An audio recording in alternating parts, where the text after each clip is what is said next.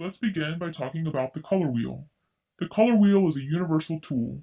Knowing and understanding color theory will help you become a confident and powerful colorist. The most incredible thing about understanding color theory is that it really doesn't matter which color brand you decide to work with. You might enjoy working with Paul Mitchell or Redken or Wella or Schwarzkopf. As long as you have a great understanding of color theory, you will still be a powerful and confident hair colorist. There are a few careers that also use the color wheel.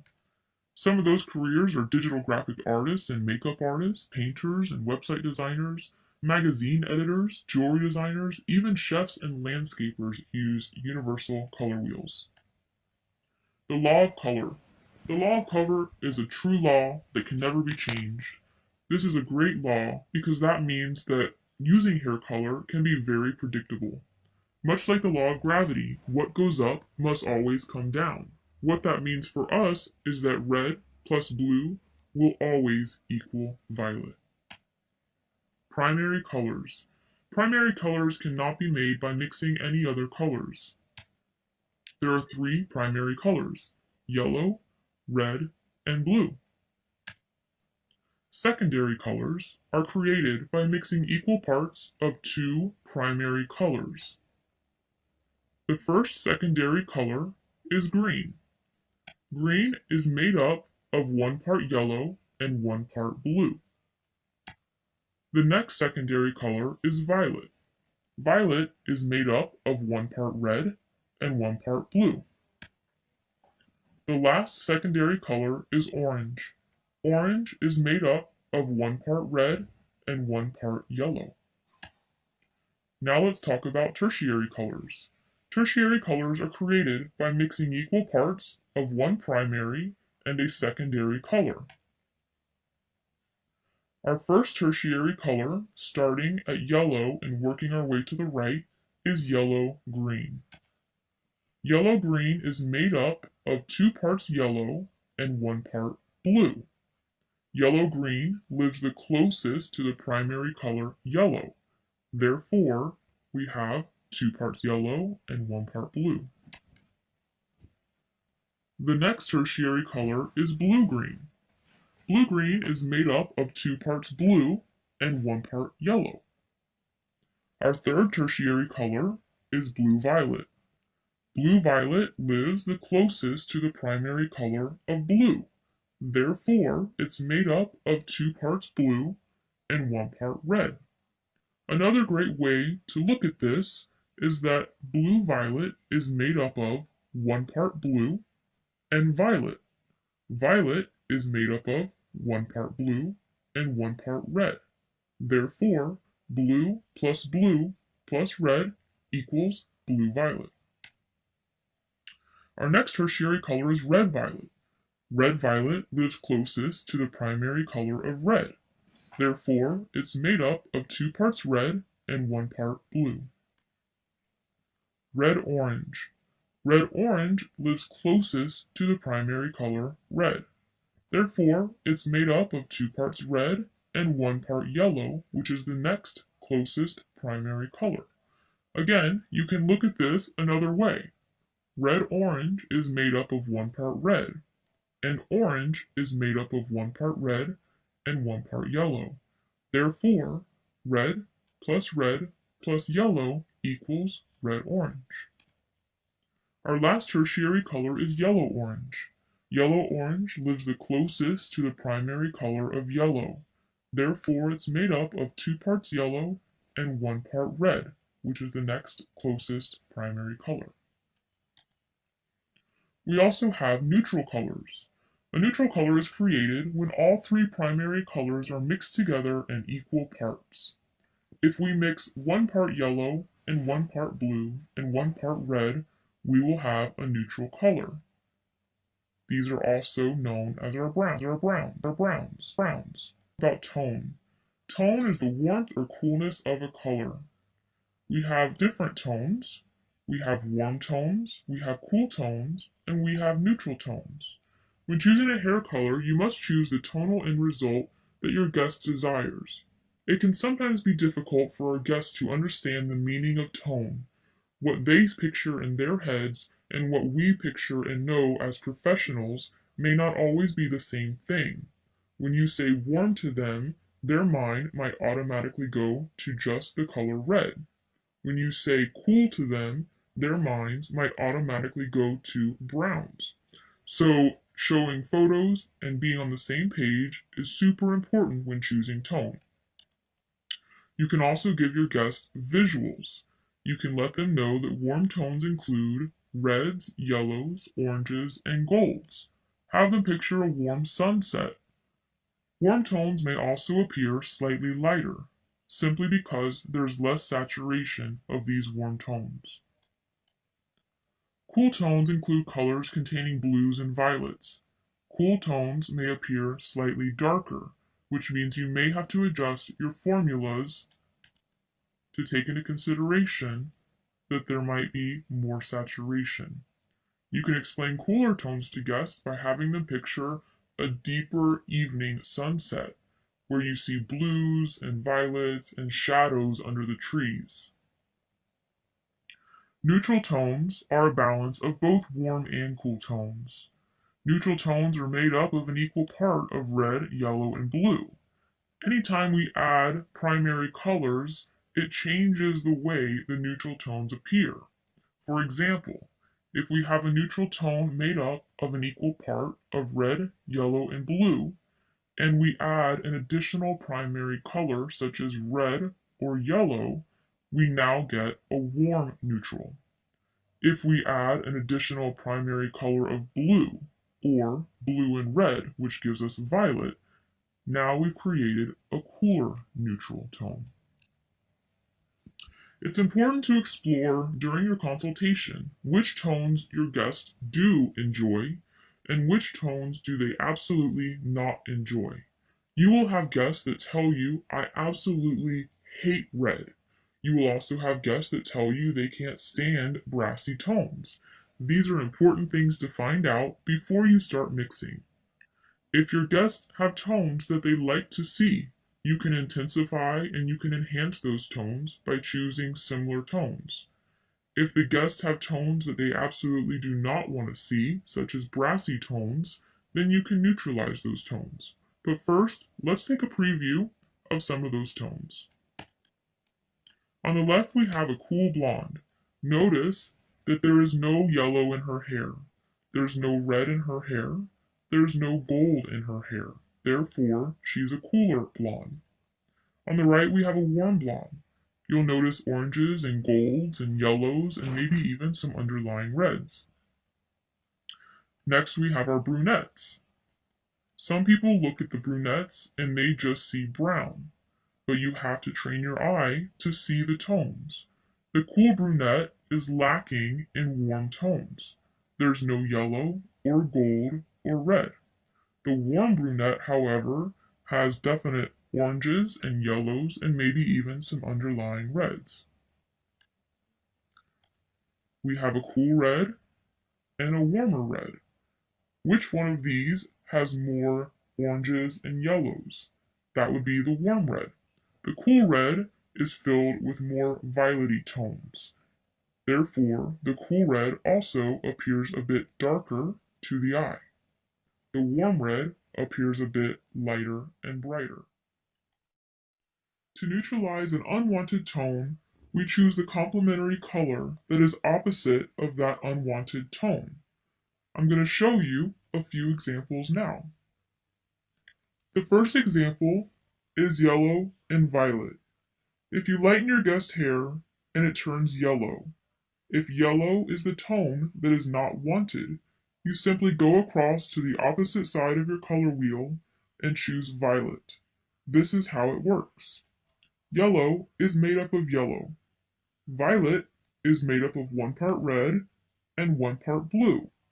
Remember, anytime we have equal parts of a yellow, a red, and a blue, it gives us a neutral. Another example is red and green. If you've lightened your guest's hair and it's turned red, and that's your unwanted tone, you simply go across to the opposite side of the color wheel and choose the complementary color of green. This is how it works. Red is made up of red. Green is made up of yellow and blue. Once again, we've evened out or balanced out our primary colors, which will give us a neutral tone. Here's another example: yellow-orange and blue-violet. If we've lightened our guest hair to school bus yellow-orange and we have an unwanted tone, we go across and we will see blue-violet. This is how this one works. Yellow-orange is made up of 2 parts yellow and 1 part red. Blue-violet is made up of 2 parts blue and 1 part red. What we have is a balanced primary color. We have 2 yellows, 2 blues, and 2 reds, all in equal parts. When we put those together, it gives us a neutral tone. What happens if you don't go directly across the wheel and find the complementary colors? Sometimes in the salon, things can get a little hectic, and once in a while we might guess. We have to be careful when we guess because we could choose the wrong complementary color. You may only partially neutralize an unwanted tone, or you may end up turning the guest's hair an undesirable color. Here's an example. If your guest has hair that's been lightened to yellow, and you don't go directly across and choose violet to cancel out the yellow, but instead you choose a tube of color with a blue base.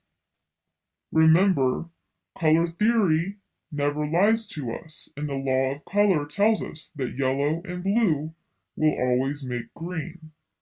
What will happen is that you'll turn that yellow hair to a green cast. How does color theory relate to hair?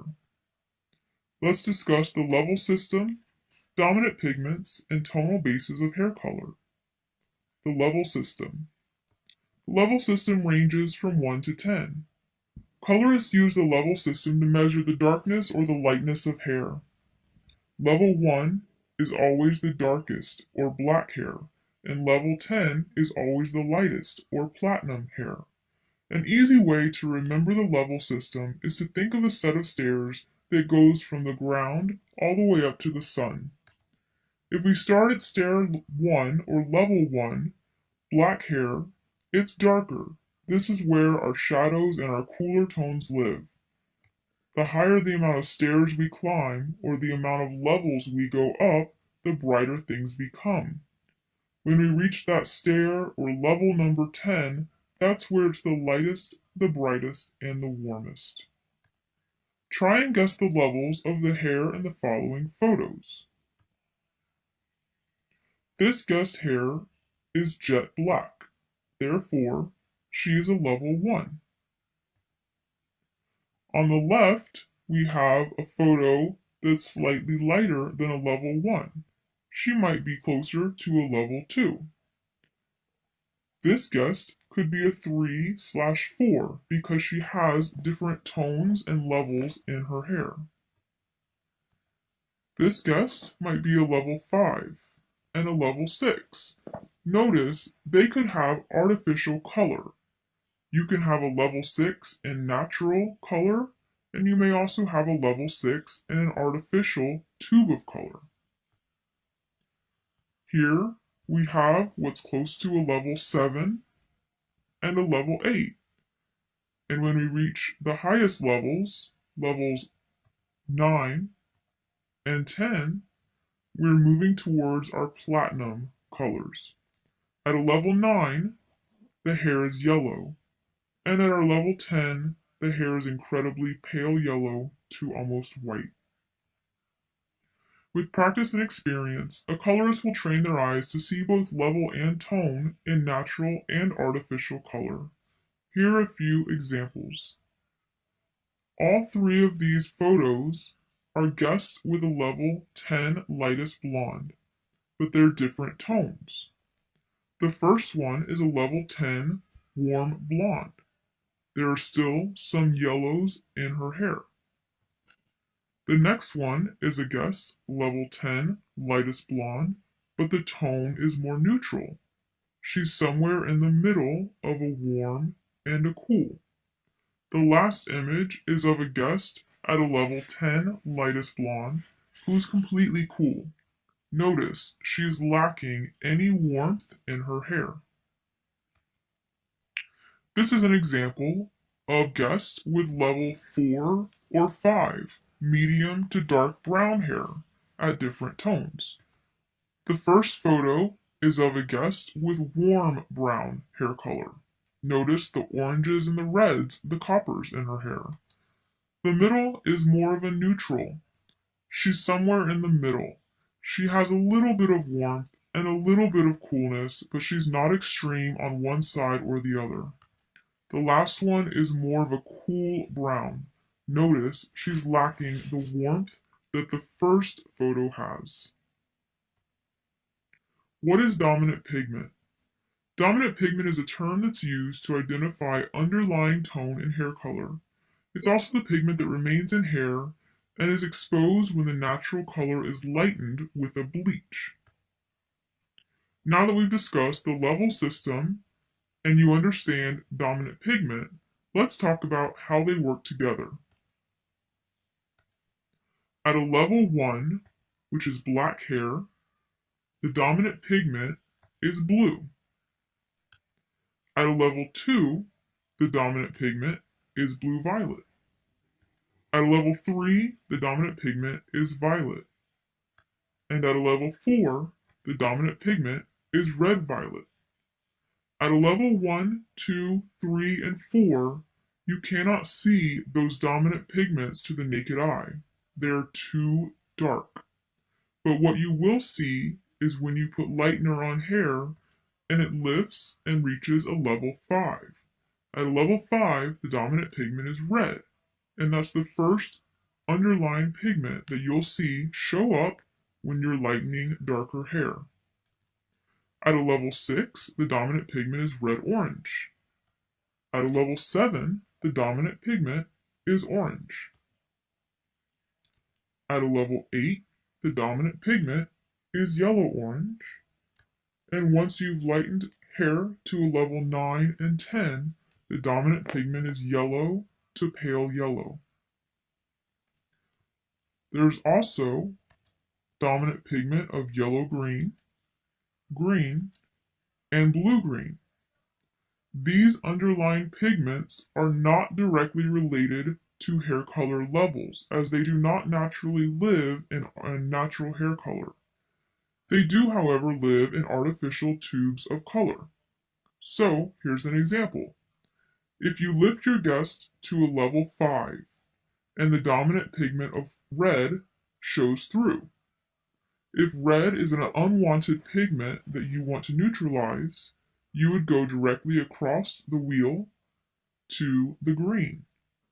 Here you could choose a tube of color that has a dominant pigment of green to neutralize the natural red. Tonal bases and hair color. Every hair color line has their own unique names for the tonal bases found in each individual tube or bottle of hair color. Some examples are WM or warm mahogany, RV or red violet, CC for cool copper, RB ruby brown, NG natural gold, and WB warm beige. Notice the photo of Paul Mitchell, the color, tubes of color. The one in the front says 5VR. This shows us that it's a level 5 violet red tonal base. Some color lines use a number stroke system to label their color tubes. The first number often represents the level, and the second number often represents the tonal base. Every color line has a tonal base chart to help guide you to the correct tube for the tonal base you desire. Just remember, you have to know and understand color theory and the universal color wheel to guide you to know which tonal base you need to choose.